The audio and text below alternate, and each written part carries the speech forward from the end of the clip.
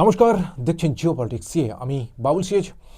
সম্প্রতি জাতিসংঘ মানবাধিকার পরিষদ বা United Nations human rights council একটা ভোটিংয়ের ব্যবস্থা করেছেন। কিছু দেশ এর পক্ষে ভোট দিয়েছেন, প্রায় 25টির মতো দেশ, এবং বাকি 7টার মতো দেশ এর বিপক্ষে ভোট দিয়েছেন। কিন্তু ভারত কোন জায়গায় ভোট দিয়েছে? এই ভোট ছিল সাধারণত ইরানকে নিয়ে, ইরানকে ঘিরে। তবে এই সব বিষয়ে আলোচনা করার আগে আমি চলে যাই বাংলাদেশের বিষয়গুলো নিয়ে। ফেব্রুয়ারির 12 তারিখে বাংলাদেশে ইলেকশন, এবং ইতিমধ্যেই কিন্তু একটা বড় রকমের জমজমাট পরিস্থিতি। সেখানে জমজমাট পরিস্থিতি হচ্ছে মানে উন্নয়নের পরিস্থিতি না, মানুষকে উন্নয়নের স্বপ্ন দেখানো, মানুষকে কিভাবে প্রলোভিত করে ভোটটা নেওয়া যায় তার একটা বিশেষ প্রক্রিয়া সেখানে কিন্তু চলছে। খুন, ছিনতাই, রাহাজানি, যত রকমের অসামাজিক কার্যক্রম আছে সেগুলো কিন্তু দেশের মধ্যে এখন পুরো শিখরে পৌঁছে গেছে। এই ভোটের প্রাককালে বাংলাদেশের প্রাক্তন প্রধানমন্ত্রী শেখ হাসিনা, তিনি ভারতে বর্তমানে এক্সাইলে রয়েছেন, এবং ভারতের দিল্লি থেকে তিনি দেশবাসীকে একটা বার্তা দিচ্ছেন, অর্থাৎ বিদেশের মাটি থেকে তিনি দেশবাসীকে একটা বার্তা দেওয়ার চেষ্টা করেছেন। চলুন এই বিষয়ে একটা হেডলাইন পড়ে নেওয়ার চেষ্টা করি।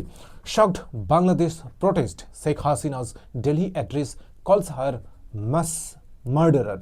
আচ্ছা, এই হেডলাইনটা থেকে যে বিষয়টা ছুটে আসছে সেটা হচ্ছে কি, যে তিনি দেশবাসীকে সম্বোধন করেছেন ইলেকশনের আগে, যাতে সুষ্ঠু একটা ইলেকশন সেখানে হয় এবং দেশবাসী যাতে উপযুক্ত সরকারি নির্বাচন করে। কিন্তু তাকে বলা হয়েছে যে তিনি হচ্ছেন মার্ডারার, খুনি। একটা দুটা খুনি না, তিনি অনেক খুন করেছেন, মাস মার্ডারার মানে অনেক, সেটা শতাধিক বা সেই সংখ্যাটা হাজারও যেতে পারে। তো এই ধরনের কমেন্ট পাস করেছেন বাংলাদেশ থেকে। বাংলাদেশের যারা প্রোটেস্টার্স, শেখ হাসিনা বিরোধী, তারা এই বক্তব্যের বিরুদ্ধে কথা বলেছেন। বাংলাদেশের foreign ministry said Sheikh's allowing Hasina to make the speech set a dangerous precedent that could seriously impair bilateral relations. তারা বলছেন যে এই ধরনের বক্তব্যে দুটো দেশের যে বাইলেটারাল একটা রিলেশন, সেই রিলেশনটাকে ক্ষতির দিকে নিয়ে যাবে বা সেটা ইমপ্রুভ হবে না। Bangladesh said on Sunday it was surprised and shocked that India had allowed former Prime Minister Sheikh Hasina to make a public address in New Delhi. Bangladesh থেকে একটা প্রতিক্রিয়া এসেছে যে তারা যে হিসেবে একটা প্ল্যাটফর্ম তারা দিয়েছেন শেখ হাসিনাকে দিল্লির মধ্যে, তো সেটা কিন্তু মেনে নেওয়ার মতো না। এইটা দেখে সারপ্রাইজ হয়ে গেছেন এবং শকড হয়ে গেছেন। বাংলাদেশের শকড হওয়ার কথাই। Bangladesh said on Sunday it was surprised and shocked that India had allowed former Prime Minister Sheikh Hasina to make a public address in New Delhi. তারা শক হয়ে গেছেন, তারা অবাক হয়ে গেছেন যে দিল্লির মতো একটা জায়গায় বাংলাদেশের প্রাক্তন প্রধানমন্ত্রী শেখ হাসিনাকে একটা জায়গা দিয়ে এই ধরনের স্পিচ দেওয়াচ্ছে। আরে তোমরা শক হবেই, কারণ তোমরা নিজেদের দেশটা নিয়েই শক হচ্ছ। কোন জায়গায় যে দেশটা যাচ্ছে তোমরা বুঝতে পারছো না। এখন ডলারের সাথে বাংলাদেশের যে টাকা, তার একবার ভাওটা দেখে নিন, আর বাংলাদেশের জিডিপির বিষয়টাকে দেখে নিন, তারপরে বুঝতে পারবেন। 78-year-old Sheikh Hasina has been in India since August 2024 following a student-led protest that under her 15-year rule. 15 বছর ধরে তিনি বাংলাদেশে শাসন করেছিলেন, বাংলাদেশের মানুষকে খাইয়েছেন। সেই মানুষ এখন তার বিরোধিতা করে তাকে তাড়িয়ে দিয়েছে। তো 15 বছরের যে শাসন ক্ষমতা সেটা এখন জিরো।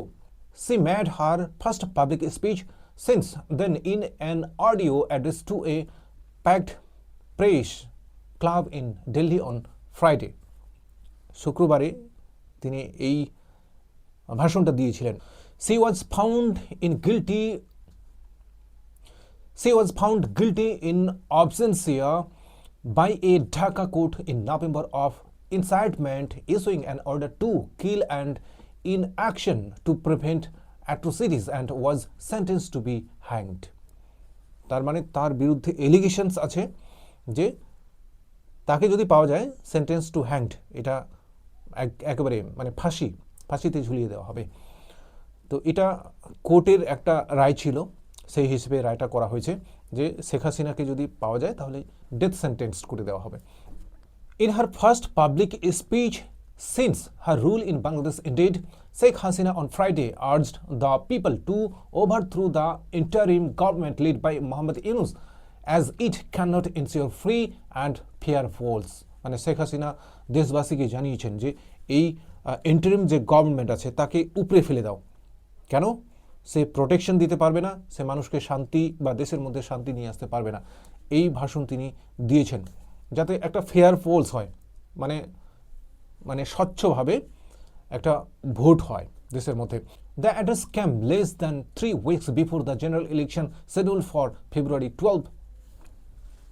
মানে কিছুদিন পরেই সেখানে ইলেকশন হবে, তার আগেই বা তার প্রাক্কালেই কিন্তু এই ভাষণটা প্রাক্তন প্রধানমন্ত্রী শেখ হাসিনা দিচ্ছেন।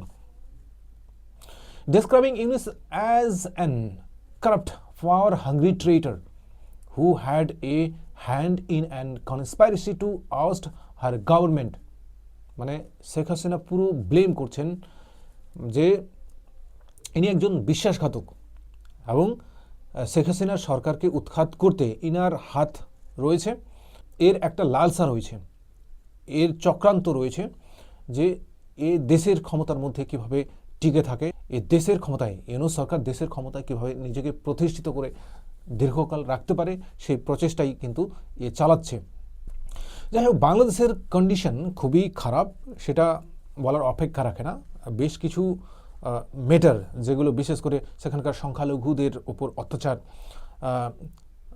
রাতের গভীরে চুরি হচ্ছে, খুন হচ্ছে, ছিনতাই হচ্ছে, তারপরে আরও বিভিন্ন রকমের ঘটনা যেগুলো হয়তো আমরা কল্পনা করতে পারি না যে কাকে কিভাবে প্রতারণা করা হচ্ছে। কারণ বিশেষ করে মানুষের এখন কিন্তু কোনো রোজগার নেই, মানুষ যা কিছু ফলাচ্ছেন, যার যে সীমিত কিছু চাষ আবাদ হচ্ছে সেইখান থেকেই কিন্তু জীবিকা নির্বাহ করছে। মানে সরকারের দায়িত্ববোধ এখন নেই, সরকার থেকে কোনো রিলিফ ফান্ড নেই।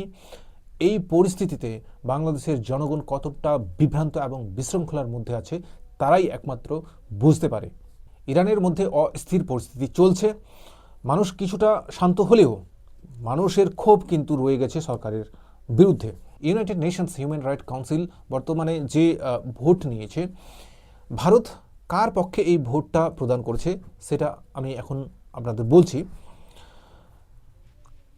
মেইন ভোটের উদ্দেশ্যটাই হচ্ছে যে মানবাধিকার লঙ্ঘন হয়েছে সেখানে, এবং যদি এই দোষটা পাওয়া যায় তাহলে কিন্তু সেখানকার যে খামেনি সরকারকে ধরে কিন্তু শায়েস্তা করা হবে।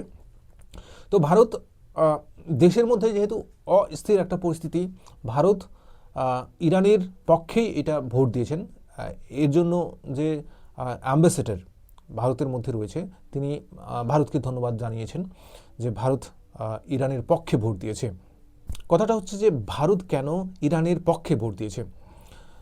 আসলে সব জায়গায় আমেরিকা এমন কিছু কাজকর্ম চালাচ্ছে, হয়তো বাইরের দিক থেকে সেগুলো আমরা বুঝতে পারবো না, ভেতরে ভেতরে দেখা যাবে যে CIA যে এজেন্ট তারা সবসময় চাইছে যে কিভাবে কোনো দেশের, মানে যারা অন্ততপক্ষে তাদের কথা শুনছে না সেই দেশের যে রাষ্ট্রনেতা তাকে কিভাবে ক্ষমতাচ্যুত করা হয়, এই জায়গায় কিন্তু আছে।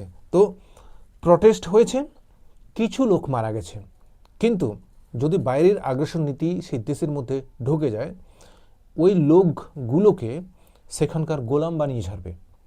তো ভারতের মধ্যেও এই ধরনের উস্কানিমূলক কিন্তু কর্মকাণ্ড ঘটতে পারে CIA-এর মাধ্যমে। কারণ বর্তমানে ভারত কিন্তু যে হিসেবে মানে আমেরিকার বিভিন্ন কার্যকলাপের জন্য আর কি সায় দিচ্ছেন না বা রেসপন্স করছেন না বা নিউট্রালে থাকছেন, বিশেষ করে রাশিয়া এবং ভারতের মধ্যে যে তেল আমদানি সেই বিষয়ে বলুন বা বিভিন্ন ব্যবসা বাণিজ্যের ক্ষেত্রে বলুন, আমেরিকার সাথে ব্যবসা বাণিজ্যের কথা বলুন, এক্ষেত্রে কিন্তু বিভিন্ন রকমের ট্যারিফের কথা তো আমরা আগেই বলেছি আপনাদের। CIA এমন কিছু জিনিস করতেই পারে যে এখানে হয়তো কিছু মানুষকে তারা ভেতরে ভেতরে উস্কে দিল। এখন আমি সাপোজ কোনো মানুষকে 10,000 টাকা ধরিয়ে দিয়ে ওইরকম 100 জন মানুষকে তৈরি করলাম যে 10,000 টাকা করে দিচ্ছি, তোমরা এর বিরুদ্ধে প্রতিবাদ করো। প্রতিবাদ হবে তো, কারণ ওই 10,000 টাকা করে যে ব্যক্তি পেয়েছে সেও যদি আরও 1,000 টাকা করে মানে আরও কয়েকজনকে নিয়ে আসে, তাহলে দেখা যাবে একটা বড় রকমের মানে অশান্তি দেশের মধ্যে সৃষ্টি হয়ে গেল। তো ভারতের মধ্যেও এটা তো করতে পারে সিআইএ বা আমেরিকার যে গুপ্ত সংস্থা তারা করতে পারে। ইরানের মধ্যেও তাই করেছে। সেজন্য ভারত কিন্তু বিষয়টা বুঝতে পেরেছে যে না, এটাকে এর পক্ষে সাই দিলে হবে না। ইরানকে সাপোর্ট করেছেন, কারণ এইভাবে আমেরিকা চাইলেই এটাকে যদি আজকে সাপোর্ট করা হয়, তাহলে আমেরিকা চাইলেই কিন্তু যে কোনো দেশের মানে রাষ্ট্র নেতাকে সেখান থেকে পতন করিয়ে দিয়ে নিজের ক্ষমতাকে প্রতিষ্ঠিত করার আগ্রাসন নীতি চালিয়ে দেওয়ার একটা মানে ভিত্তি স্থাপন করবেন। ধন্যবাদ এই প্রতিবেদন দেখার জন্য। যদি আপনাদের ভালো লাগে অবশ্যই চ্যানেলটি সাবস্ক্রাইব করবেন।